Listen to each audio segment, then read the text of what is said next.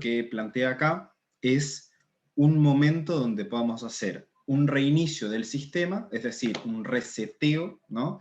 Entonces esto cambia un poco tanto la configuración del sistema como otro tipo de, digamos, de funcionalidades de la máquina. Ahora, para entender un poco el modelo, tenemos que entender tanto lo que es la gamificación como lo que es la cultura del fracaso, lo que son las estrategias, porque hay veces de que nosotros podemos pensar, bueno, ¿y de qué manera, no? O sea, ¿qué es una estrategia? Porque estoy seguro de que las personas que estamos acá, cuando nosotros pensamos en algún concepto, por muy tácito que sea, lo vamos a imaginar diferente. Si yo les pido a todos que imaginen un celular, es muy posible que cada uno imagine uno diferente, probablemente el que ya tienen. Entonces hay una diferencia circunstancial entre los elementos, aunque sean tácitos, y cómo los percibimos. Por lo tanto, acá entra una serie de paradigmas. ¿Y qué son los paradigmas? ¿Cómo se construyen los paradigmas? Y por último, el concepto del shifting, ¿sí? Que como su nombre lo dice, es el cambio, digamos, de percepción o de abordar algunas cosas. Para irnos adentrando, vamos a explicar lo que es la gamificación, ¿sí? La gamificación es el uso de técnicas, elementos y dinámicas propias de los juegos en espacios no recreativos o que no tengan fines netamente lúdicos recreativos, como pueden ser la empresa o la educación. Ahora, para poder entender un poco más desde adentro esta situación, que esto lo denominamos TED, ¿sí? Solamente para cuando hablemos de las TED, que sepamos que estamos hablando de las técnicas, elementos y dinámicas de la gamificación, y esto tiene un sentido muy importante, pero ahora me pueden decir, bueno, pero ¿qué son las técnicas, los elementos y las dinámicas? Entonces vamos a hacer un ejercicio, les voy a pedir a todos que pensemos durante un minuto, vamos a poner el caso, por ejemplo, de un partido de fútbol, ¿sí?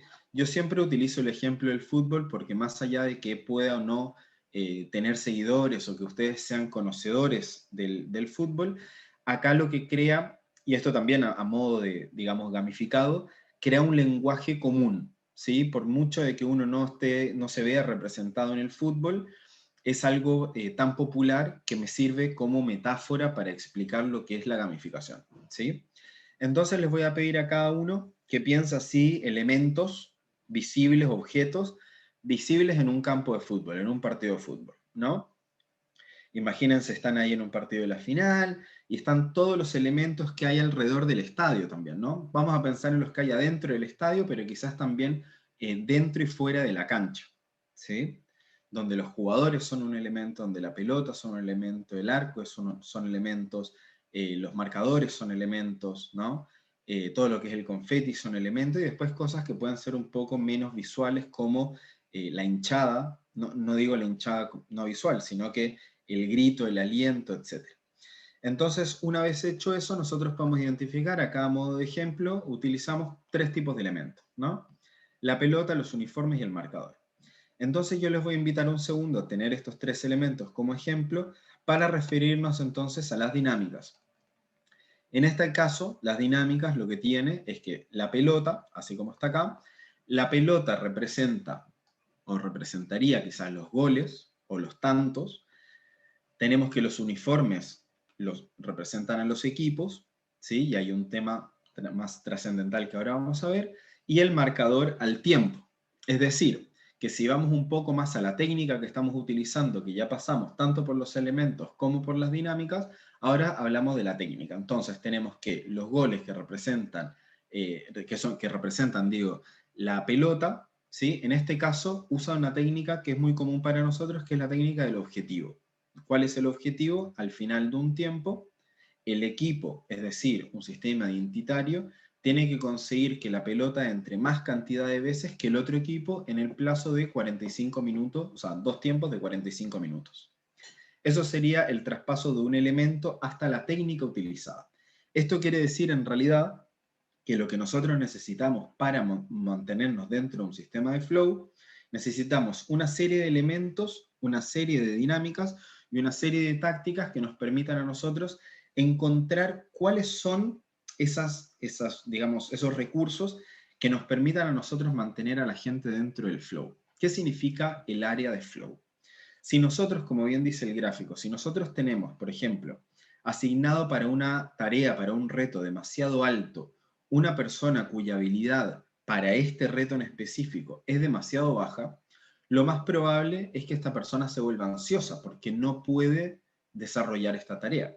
Por otro lado, si la habilidad de esta persona es muy alta para un reto que amerita bajo rendimiento, esta persona se va a aburrir porque es demasiado buena para este reto que le exige muy poco. Entonces, si tenemos a la vez, si tenemos una persona con baja habilidad para un reto bajo, se va a volver apático, porque es un trabajo probablemente que nadie quiere hacer, que se lo haga a una persona con pocas habilidades.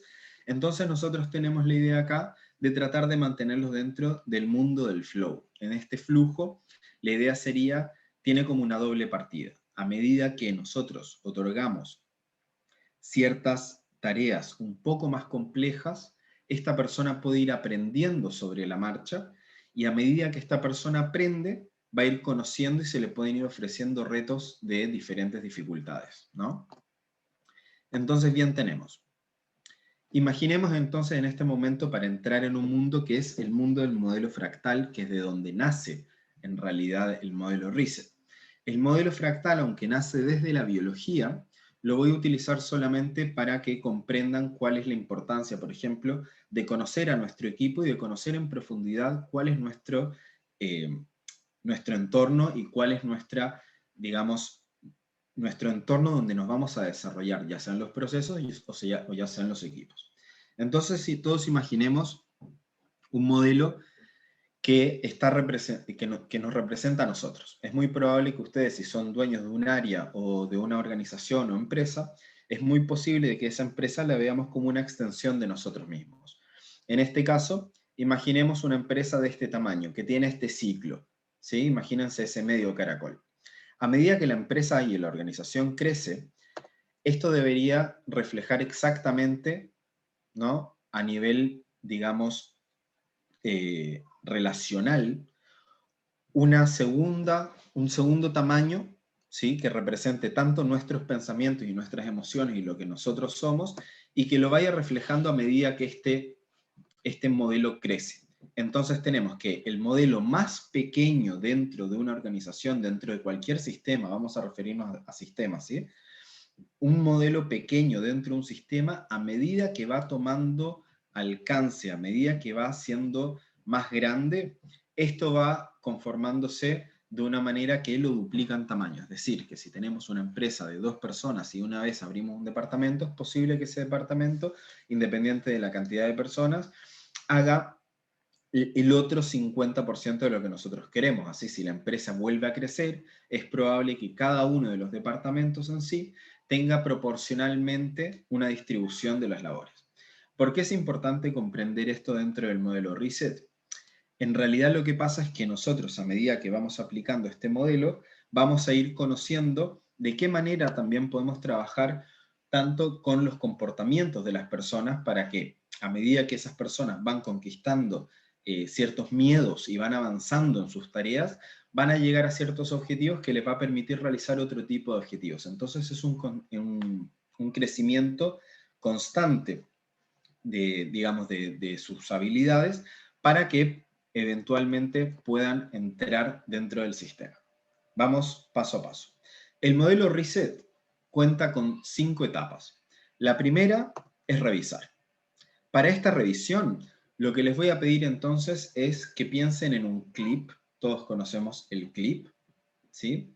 Y para que podamos entrar en este mundo lúdico, lo que les voy a pedir es que entren, por favor, desde sus celulares o puede ser en la computadora, que entren en la página menti.com e ingresen este código 5963230 y escriban más o menos 3 cosas para las que se les ocurra, para lo que puede servir un clip, que no sea sujetar papeles.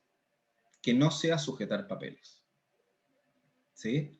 Nos vamos a tomar un tiempo, entremos en menti.com.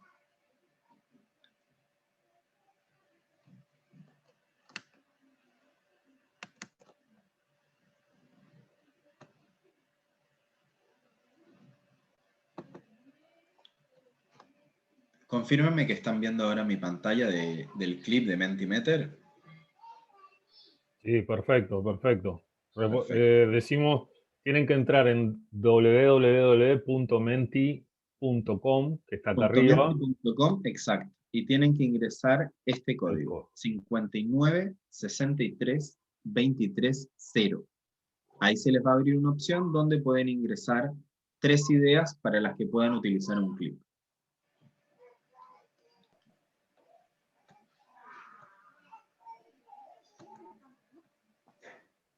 Muy bien, ahí llegan las primeras, como separador, como señalador, como sujetador,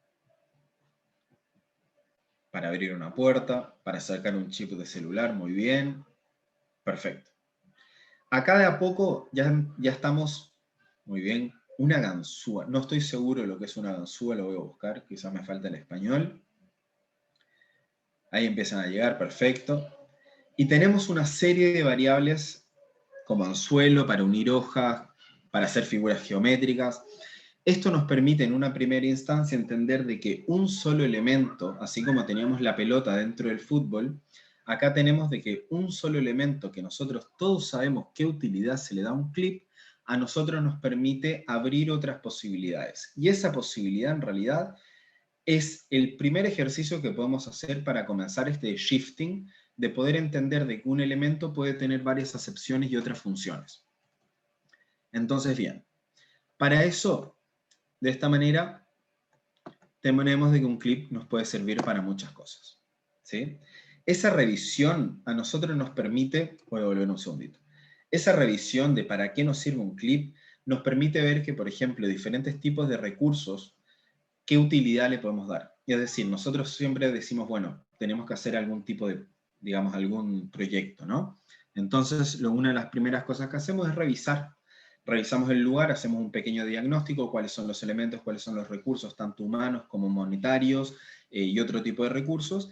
Y hay veces de que podemos suponer de que los elementos y los recursos que tenemos nos permiten hacer otro tipo de condiciones. Por ejemplo, si yo digo que cuento dentro de mis recursos con 4 personas, si yo quiero profundizar, podría entrar a trabajar con cuáles son las habilidades de estas personas que a nosotros nos permitan desarrollar otro tipo de tareas, para que de esa manera, en una segunda etapa, que sería la de establecer, podamos entender de qué manera podríamos, digamos, comenzar a establecer ciertos parámetros diferentes a los que ya veníamos haciendo.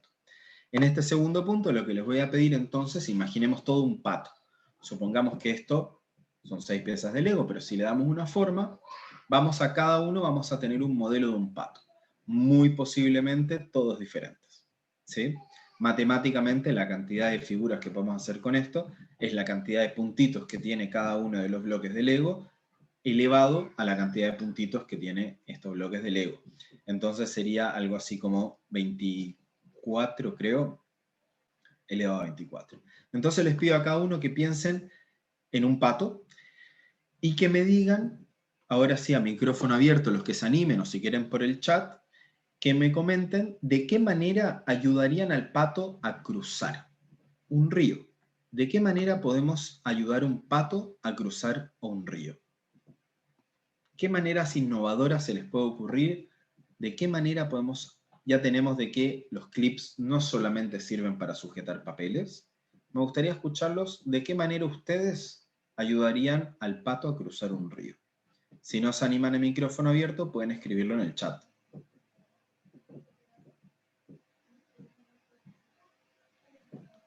Sin miedo, sin miedo. A ver, Ahí mis está. valientes. Acá dice Bueno, José José. Gordino dice volando, nadando en una Ujú, caja. Muy bien. ujú. Muchas gracias, José.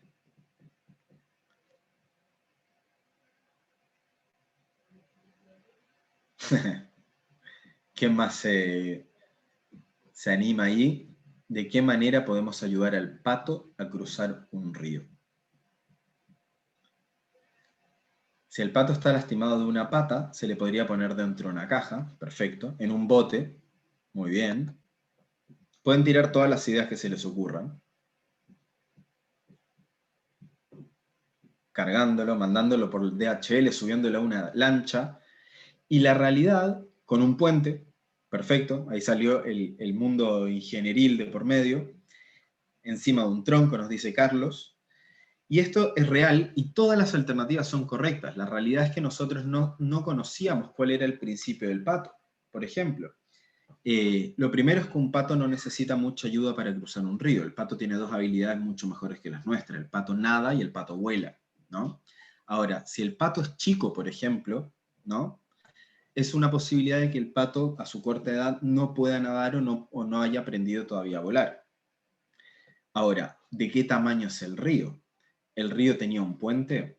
Entonces todo esto que vive en nuestro imaginario es parte de una construcción que nosotros fuimos haciendo a lo largo de un ejercicio, que nosotros dijimos, ok, ¿cuáles son nuestras primeras barreras que tenemos? El ejercicio era muy simple, ¿cómo ayudar a cruzar un pato un río?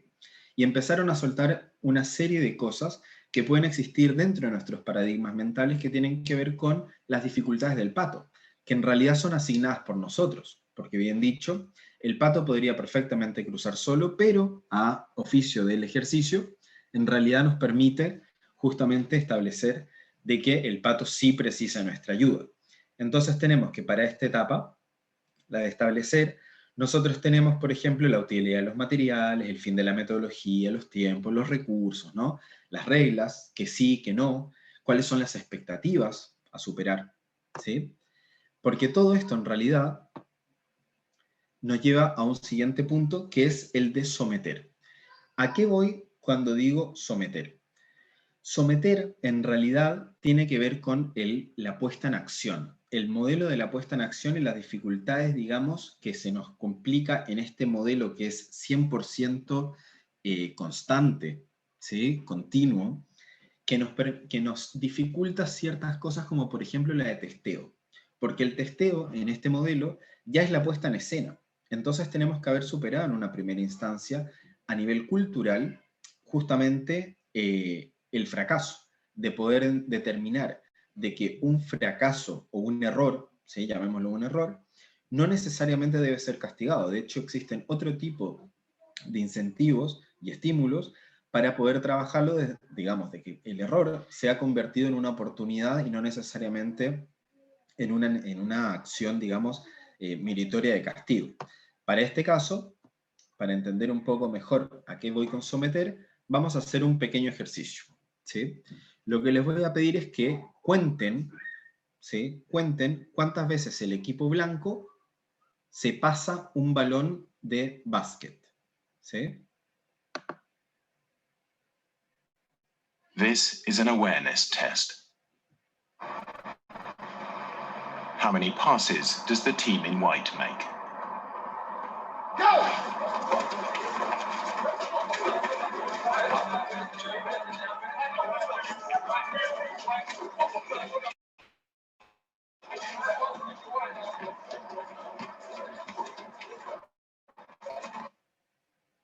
The answer is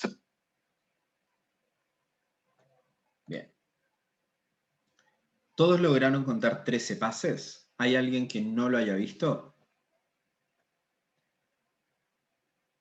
¿Hay alguien que haya conté 10? Dicen por acá. No hay problema. Acá la pregunta importante es si vieron al oso que caminaba como Michael Jackson. ¿Hay alguien que haya visto al oso que caminaba como Michael Jackson? Vamos a verlo de vuelta. 13. But did you see the moonwalking bear?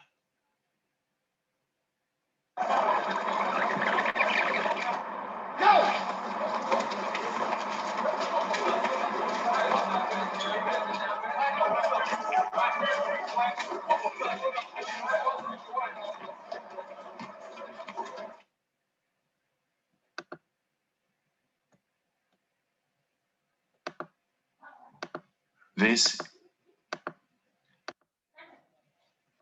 Bien. ¿Por qué hicimos este ejercicio en realidad? Acá hay algo interesante que es sobre la puesta en acción de ciertos eventos cuando nosotros nos disponemos precisamente a analizar un solo elemento dentro de lo que es el proceso y perdemos de vista otras cosas que van pasando a la par. como por ejemplo en este caso el paso de un oso dentro de un equipo. A ver, un segundito que están abriendo. Ahí está. Perfecto. Ahora, ¿qué pasa? Dentro de cualquier tipo de proceso, nosotros tenemos una serie de, digamos, diferentes tareas que van sucediendo de igual manera, ya sean de corrido dentro del equipo o para, digamos, el proceso en sí mismo. En este caso, la tarea de analizar cuántas veces el equipo blanco se pasaba la pelota tenía una directriz que era puntualmente contar cuántas veces el equipo blanco se pasaba la pelota. Quizás pocos prestaron atención a el oso que caminaba como Michael Jackson. Pero ¿por qué se los traigo a este refrote? La incorporación de diferentes elementos lúdicos a nosotros nos permite testear ciertas habilidades de nuestras personas, porque el juego tiene diferentes tipos de características que a nosotros nos invitan un poco a comprender, como por ejemplo, una característica que es inherente al juego es su, digamos, la capacidad de que nadie los obliga a participar. Entonces, cuando uno se pone en modo juego, esa arbitrariedad que tiene, ustedes simplemente pueden llegar a, o sea, participar del juego es voluntario. Entonces nadie los puede obligar.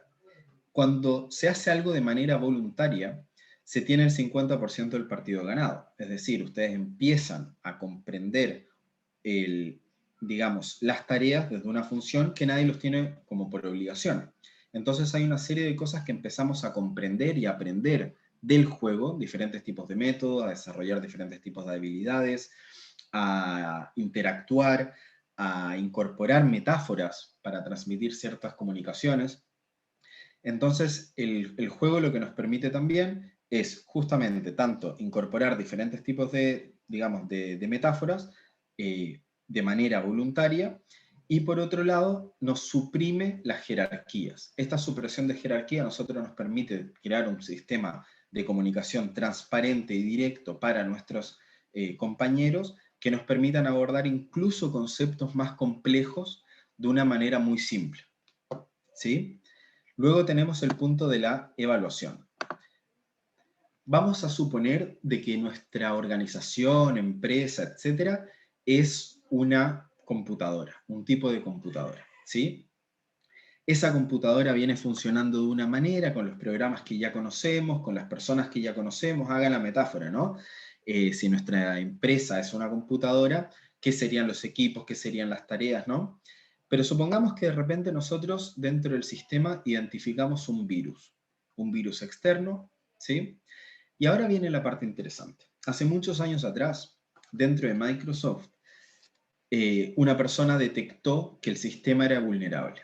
Tras esa vulnerabilidad, esta persona fue, digamos, puesta en acción y se le preguntó cómo se puede solucionar este tema. Y esta persona dijo, mira, el sistema es tan vulnerable que yo puedo crear pequeños sistemas que ingresen dentro del sistema para que el sistema deje de funcionar de funcionar bien, digo. Entonces, ¿qué hicieron? Lo echaron.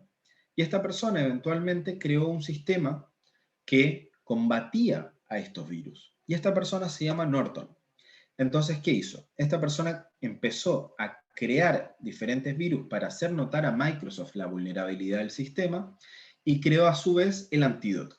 Microsoft lo vuelve a contratar y crea Norton Antivirus. ¿Por qué les cuento esta historia? Porque esta historia pasa con nosotros también dentro de nuestras organizaciones. Supongamos cualquier tipo de virus, cualquier tipo de problemática que nosotros podamos identificar dentro de nuestra organización. Supongamos que a modo de ejemplo un problema a nivel de comunicación, ¿sí? Se identifica este problema, se evalúan las diferentes soluciones y tiene un proceso muy similar. El conflicto acá está con qué tipo de antivirus y solución se le quiere brindar a este problema para que,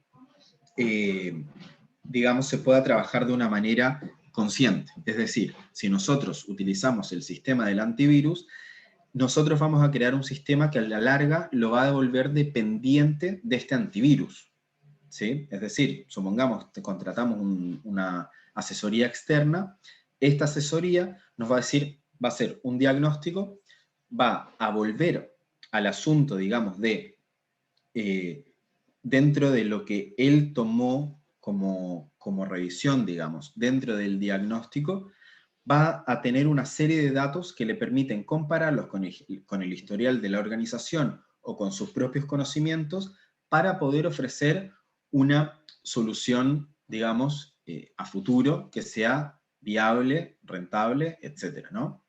Pero acá lo interesante es que la organización va a volver una y otra vez a la necesidad de volver a esta persona que es dueña del conocimiento.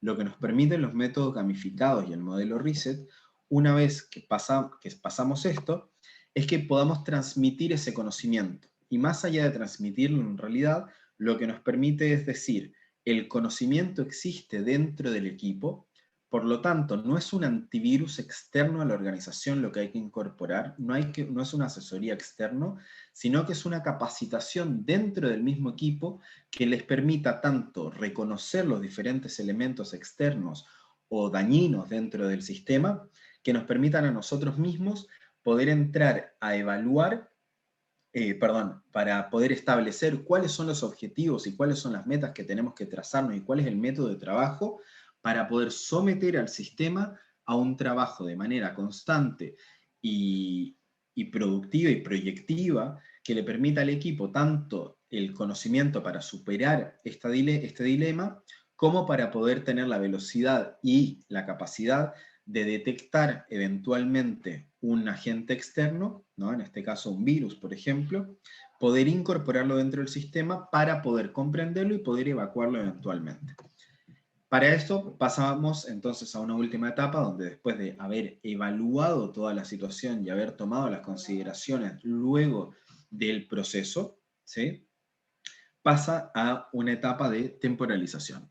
Y con temporalización es importante también establecer de que no es solamente establecer tiempos, sino que la temporalización va de manera transversal a todo el modelo. El tiempo nos permite a nosotros tanto entender el momento del origen del problema como el momento del término del problema, y al final de todo el proceso de exclusión de este sistema, a nosotros nos va a volver un sistema de iteración que nos va a permitir sustancialmente, en realidad, tanto haberlo evaluado como permitirnos entender el nuevo estadio en que se encuentra la organización como el nuevo estadio para si hay que hacer otra intervención, poder tomar este nuevo estadio como un nuevo punto de partida para un diagnóstico, lo que va a cortar eventualmente el tiempo del diagnóstico y así nos va a permitir llegar a la etapa de sometimiento de acción de una manera más rápida y llegar a los objetivos de una manera más corta, ¿no? Eso nos remite nuevamente al modelo fractal que vimos al principio, donde cada vez, en este caso el tiempo, es fraccionado para que todos los tiempos corran de manera más precisa, de manera constante, de manera continua, de manera de también no tener un par, una brecha justamente en el factor tiempo.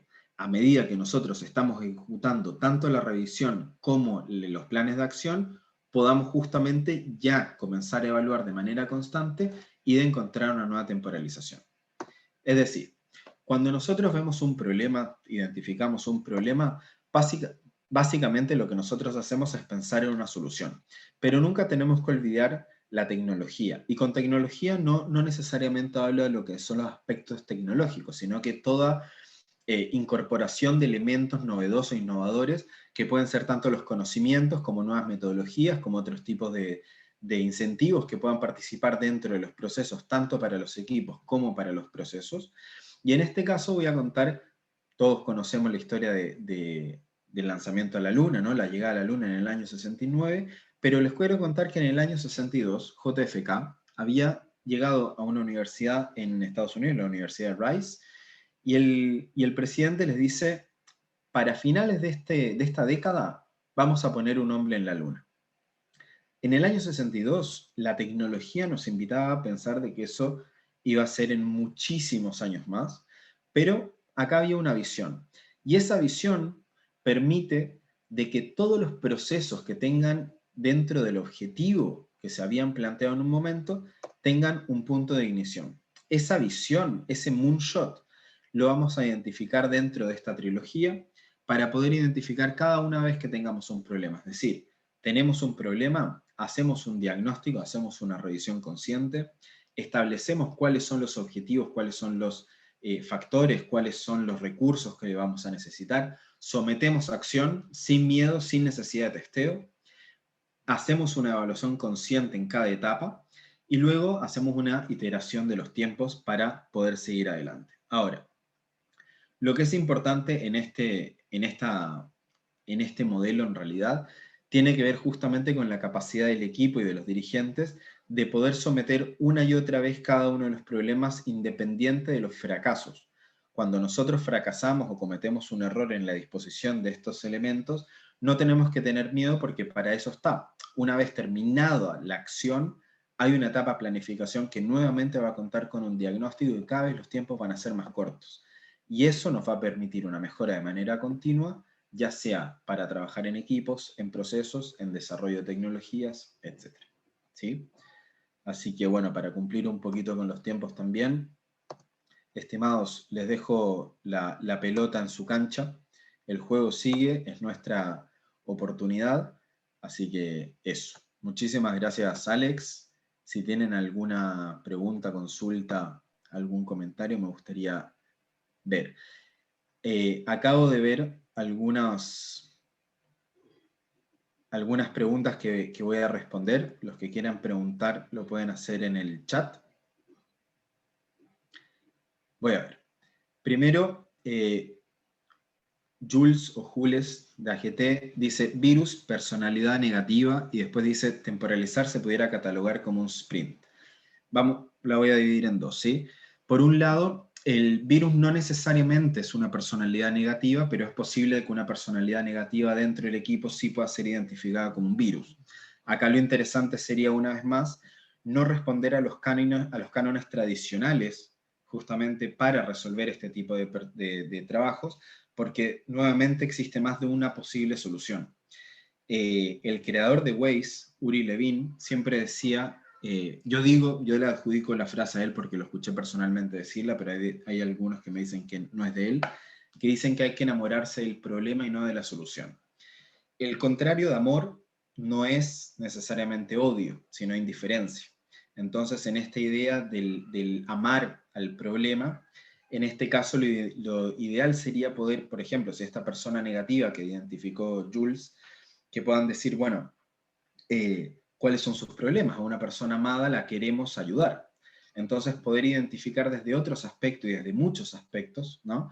Esta multiversatilidad que tienen las metodologías ágiles de poder encontrar respuestas más allá de lo evidente, quizás, ¿no? Desde lo emocional, más allá de lo racional, para poder abordar el problema. Es real de que una persona con una personalidad negativa puede ser considerada un virus. La pregunta es de qué manera abordamos este problema, ¿no? ¿Cuáles son las posibles soluciones? Una posible solución podría ser hablar con él. Una posible solución sería someter a todo el equipo y trabajar desde la metáfora, si ya queremos incorporar identidades, elementos del juego. Podemos traer justamente metodologías como Lego Serious Play, que nos permite hablar de una manera muy transparente y directa, sin enjuiciar a nadie, donde todos estamos nuevamente, sin las jerarquías. Si el problema, por ejemplo, de la personalidad negativa, supongamos que es una persona a nivel gerencial, es muy difícil quizás ir a trabajar algo que haya que decirle, ¿no? ¿De qué manera le transmitimos a esta persona un enojo o una diferencia, ¿no? Entonces traerla dentro de un equipo de soporte que pueda ser justamente de respaldo también emocional, podamos transmitir esto. Antes hablamos de la metáfora. ¿Qué pasaría, por ejemplo, si esta persona, en vez de decir el problema es el jefe, quizás el problema no es el jefe, quizás el problema es la recepción, no es el jefe, no es el emisor. Quizás el problema es la comunicación puntual. Entonces, para identificar ese problema, quizás se podría traer un equipo y de manera transversal, pero sutil, ¿sí? Sin jerarquías, y tratar de utilizar estos mecanismos lúdicos para poder identificar el problema. Antes hablábamos de lo que es los conceptos que son tácitos o abstractos, digo, los conceptos abstractos, poder traerlos de manera tácita. Entonces decimos, problema de liderazgo, por ejemplo. Bueno, pero para las 20 personas que estamos acá, todos tenemos una visión diferente del liderazgo. Entonces, ¿qué significa problema de liderazgo? El problema es que la persona grita, el problema es que la persona no comunica como debiera comunicar. Entonces, para identificar el problema, sí es conveniente trabajarlo de una manera abierta para poder encontrar diversas soluciones creativas, ¿no? Donde participe el equipo, ¿no? Ayer hablaba con un amigo sobre el modelo, ¿viste? El 80-20, el famoso 80-20. Y yo digo, claro, el 80-20 cuando nace el marketing se entiende, pero lo que yo no entiendo es cómo en una reunión de 10 personas el 80% de las cosas que se dicen las habla un 20%. ¿Qué pasa con el 80% de las cosas que no se dicen? Y perdón, de las 20, el 80% de las personas que no hablan. ¿Por qué no hablan? ¿Son tímidas? Puede ser de que una persona tenga miedo al fracaso, justamente como hablábamos antes, y tenga miedo de decir alguna cosa no muy inteligente. O quizás solamente sea tímida. O quizás sea una persona nueva en el equipo y no quiere o no entiende el panorama, pero tiene algo que aportar. Entonces, ¿de qué manera nosotros podemos hacer que estas personas participen? Quizás desde el anonimato, quizás invitándolas de manera anónima o que no se sientan evaluadas, porque el juego eso también suprime la evaluación, suprime las jerarquías. Con respecto al tema de los tiempos, de la temporalización, ¿puede ser un modelo de sprint? Sí, o sea, el sprint es un modelo temporalizable dentro de cualquier tipo de modelo, así como las metodologías Agile, ¿sí? Hay una serie de metodologías. Acá el factor tiempo tiene un objetivo muy puntual. Si nosotros hacemos una estrategia y un plan de acción, es necesario ponerle tiempo para poder medirlo en un plazo. Porque yo puedo decir, por ejemplo, mi objetivo, voy a tirar un ejemplo, mi objetivo es ganar 10 clientes nuevos. Ok, en un día quizás no es viable, pero en un mes quizás sí es viable, quizás en 3 meses es viable, quizás en un semestre es muy poco. Entonces, la adjudicación del factor tiempo a cada uno de los procesos es importante. Lo que sí hay que considerar en el tiempo, que es una transversal interesante dentro de todo el modelo, es que nos permita a nosotros hacer todo el proceso de una manera frecuente y constante. Entonces, todo lo que entra en el tiempo, que son la frecuencia, la constancia, la iteración y una serie de elementos inherentes al tiempo, es importante tenerlo presente porque es algo que va pasando. Y si no actuamos, el tiempo pasa igual. Entonces, lo que es importante, la temporalización del proceso, es justamente poder someter a cada uno de los procesos de una manera consciente, una toma de conciencia sobre cada uno de los aspectos, y a medida que los procesos terminan y son reejecutados, porque es posible, o sea, yo digo, tomemos el ejemplo de los 10 clientes, terminaron los 10 clientes y después, ¿qué? Para yo poder mejorar en el modelo Reset, lo que tendría que hacer es, si logré 10 clientes en el lapso de 3 meses, mi juego sería dos posibilidades, ¿no? Puedo aumentar la cantidad de clientes en ese mismo tiempo, o bien, puedo acortar el tiempo en función del mismo objetivo, ¿sí? Eso un poco espero haber respondido tu pregunta, Jules. Muchas gracias, José. Acá hay otra, Dror. Sí, sigo. está, Si la limitante sobre esa me decís. Sí. Si las limitantes, dice Marlene Salinas, disculpa. Si la limitante es sobre el recurso humano, falta un experto. ¿Existe un espacio para buscar recursos humanos? Acá, a ver, hay muchas cosas. Lo primero es que yo encuentro que es fundamental acá cuando uno sale en busca de ayuda externa a la organización. Yo creo que todo cambio es para bien. Vamos a partir de ese parámetro. Pero creo que algo que es muy importante es lograr identificar cuál agencia o consultora, en el caso, podría ser real de ayuda. Porque, por ejemplo, la mera propuesta de una dinámica o metodología puede ser de que no aplique para el momento específico que se necesita dentro de la organización. Entonces, una persona ajena o cualquiera, inclusive si es dentro de la empresa, que directamente identifica un problema y ya propone una solución, se está saltando una parte muy importante, que es realizar un diagnóstico profundo para poder entender el problema, Porque muchas veces el problema identificado es una consecuencia de algo mucho mayor, ¿sí? No sé si hay gente que trabaja acá en recursos humanos, pero quizás si alguno hay acá que me diga cuántas veces que contrataron a alguien no llegó de manera de que se quedó en evidencia un problema. Por ejemplo, hay poco compromiso. Por ejemplo, ¿es un problema recurrente o es un problema recurrente? Es real que la falta de compromiso es un problema, pero puede haber algo más allá de la falta de compromiso. Puede haber una falta de liderazgo que llevó a que el compromiso no fuera suficiente para la empresa. Y por otro lado, ¿qué significa que haya poco compromiso? ¿Cuánto es mucho compromiso? ¿No? ¿Cómo medimos ese compromiso?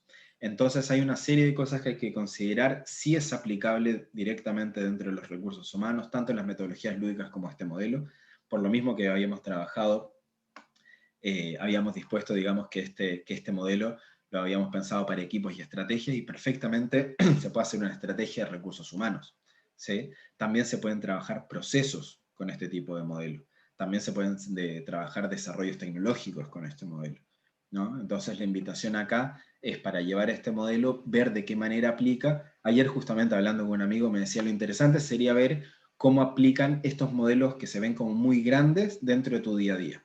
Entonces supongamos de que llevamos el modelo Reset a tu día a día, ¿no? Tenemos las 5 etapas, ¿no? Dentro de las 5 etapas tenemos revisar, establecer, someter, evaluar y temporalizar. Entonces yo llego y digo, bueno, ¿cuándo realizo la revisión? Perfecto.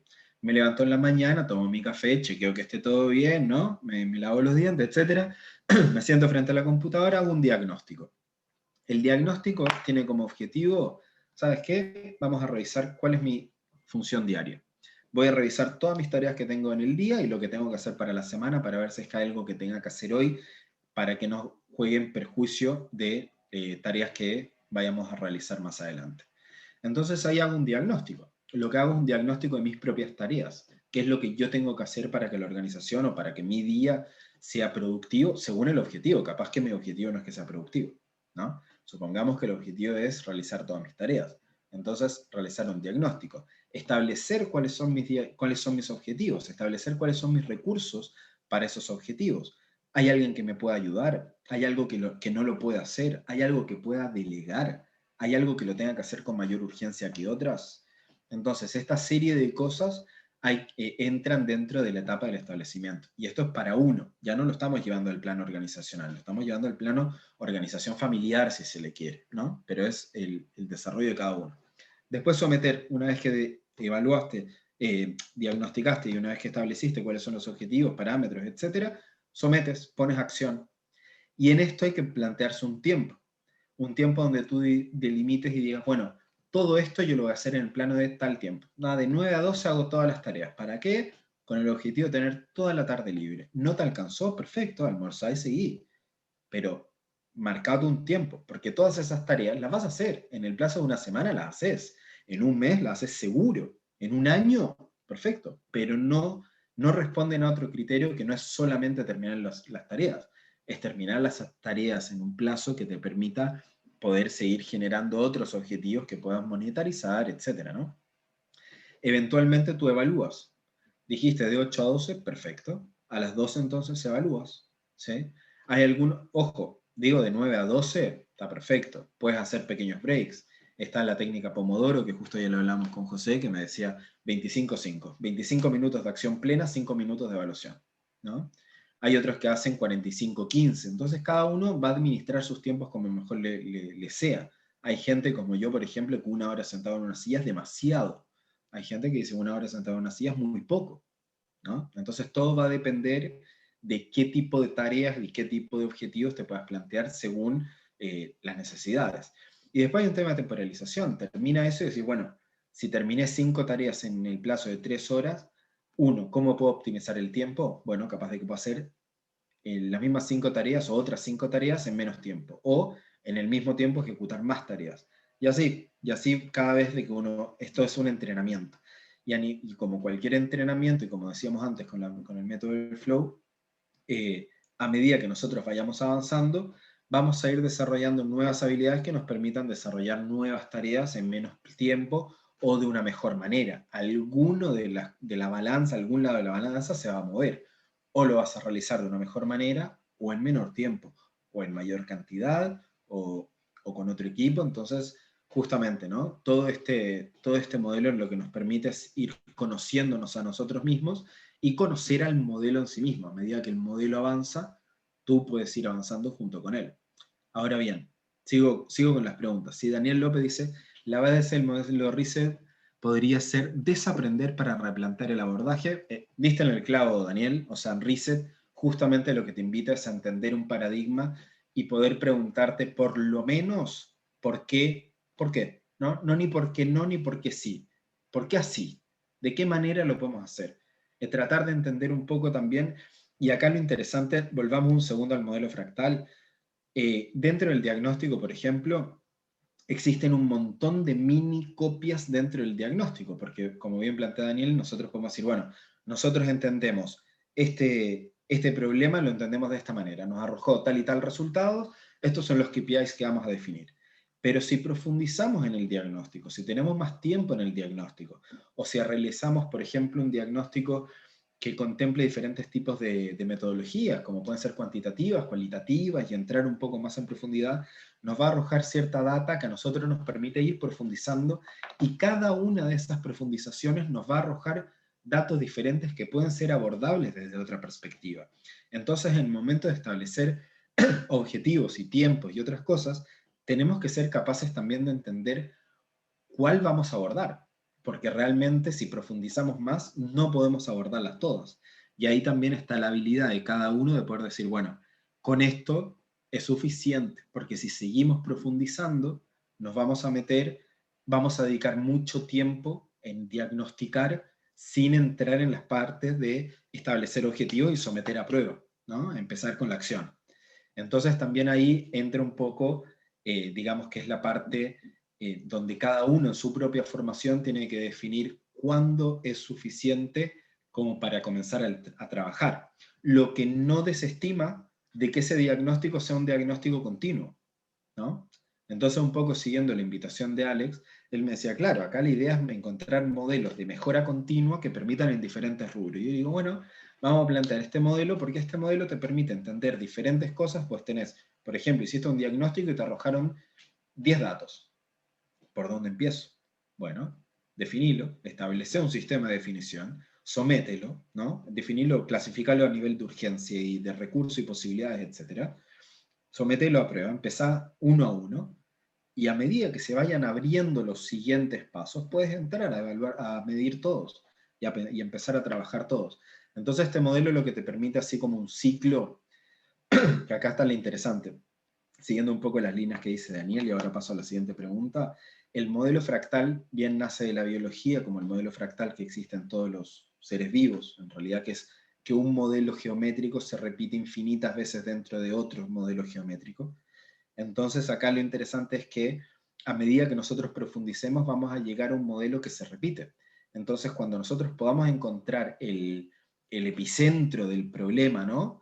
Podemos entender de que se repite en diferentes magnitudes, en diferentes escalas, el mismo problema. Entonces nos permite una facilidad de abordarlo a la vez de que a nosotros nos entrena la habilidad de detectarlo y ver cuál es realmente el core del problema. Ahora, la posibilidad de desaprenderlo es eterna. Ese desaprendizaje es un trabajo interno que cada uno debemos hacer para no catalogar cada una de las problemáticas y no caer en eso de trabajé con una empresa del rubro automotriz, bueno, tuvieron un problema de comunicación, perfecto. Me llamó otra empresa del rubro automotriz, tuvieron un problema de comunicación, perfecto, lo abordamos de esta manera porque acá fue exitoso. Es otra gente. Volviendo al ejemplo de la computadora. Si nosotros se nos llena de virus la computadora, tenemos muchas opciones. La primera es instalar un antivirus. La segunda es formatear la computadora. ¿Se imaginan lo que sería formatear la empresa? ¿No? Eliminar todo. La otra es tirar la computadora y comprarte una nueva. Ahora, si nosotros vamos a la metáfora y decimos, bueno, ¿cuáles de estas pueden ser viables dentro de una organización? Yo digo, bueno, ni instalar un virus, ni formatearla, ni cambiar la computadora. Ahora justamente la tecnología nos permite entender de que existen nuevas tecnologías, como por ejemplo la inteligencia artificial, que le permite comprender o sea, aprender a la computadora a medida que recibe información.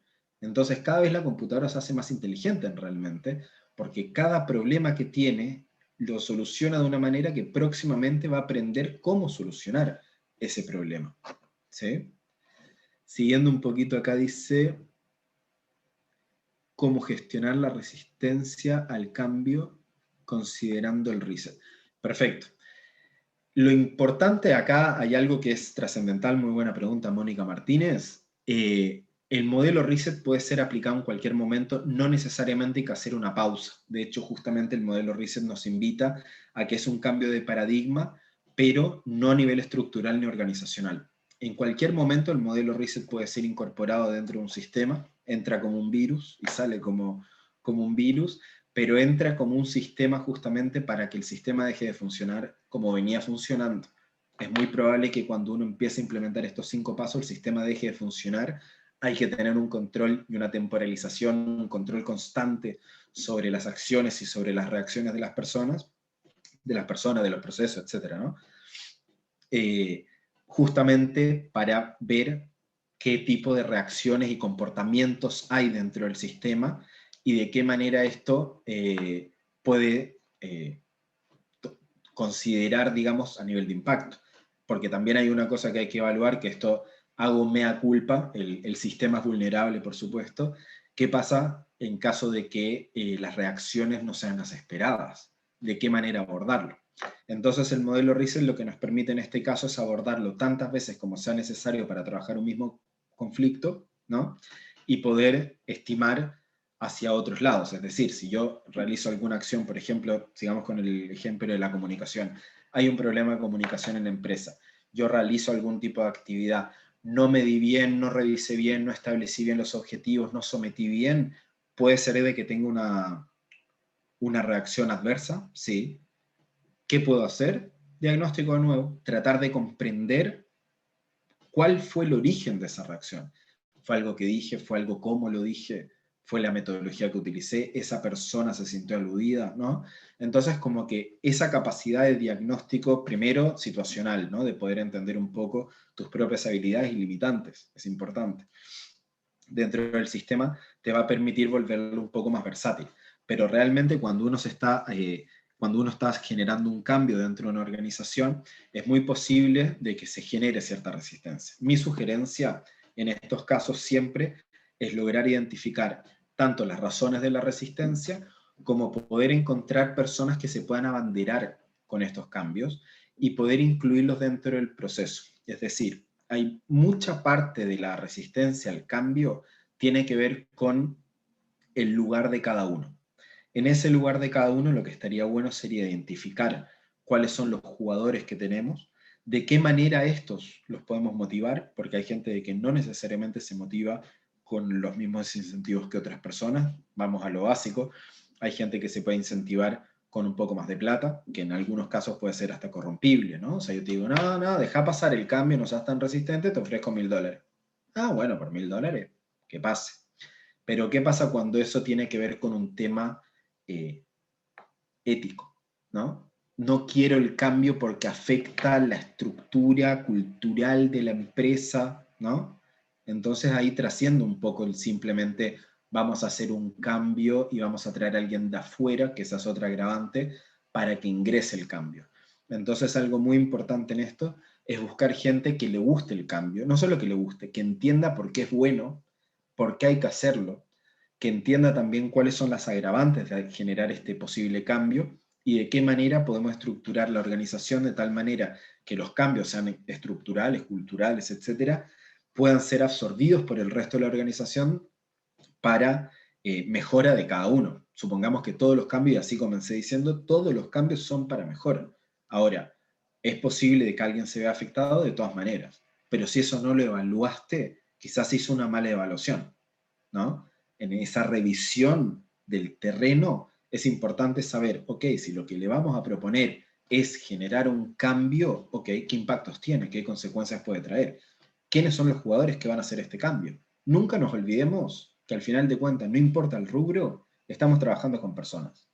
Entonces siempre es importante tener esa emoción y esa consideración porque al finalmente el cambio existe, y ese cambio lo hacen personas, para personas, ¿no? Entonces tratar de tener un poco en consideración tanto las emociones como las repercusiones que esto pueda tener, ¿no? Sobre todo, por ejemplo, si es que el cambio, por ejemplo, pueda traer despidos, ¿no? No sé si te respondí, Mónica, si no, comentame y la seguimos. Guillermo Castaño pregunta, ¿cuándo sale el libro? Qué pregunta, si lo pudiera saber. No, te soy súper honesto, técnicamente tengo